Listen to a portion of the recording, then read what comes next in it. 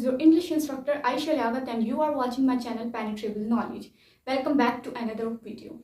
Without further ado, we are going to talk about the second conditional. If you want to make sentences with the second conditional, then you can use a structure or formula such as if plus past simple plus would plus first form of verb.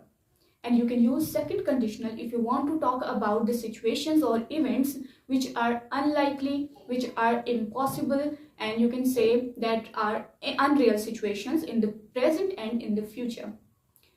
For example, you can see the sentences here. If I were taller, I would play basketball.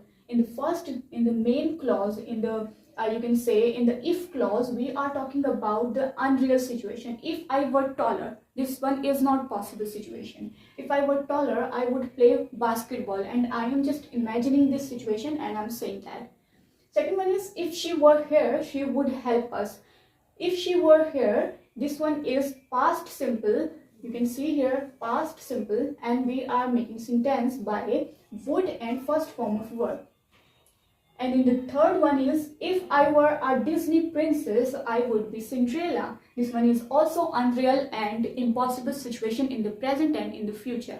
But I am saying that, and you can use for these situations or for such sentences second conditional. And in the last one, you can see if we were rich. This one is also unrealistic situation. If we were rich, we would buy a mansion, and we are saying about the situation or about the event, about the things we don't have right now, and we are just imagining, and we are saying that.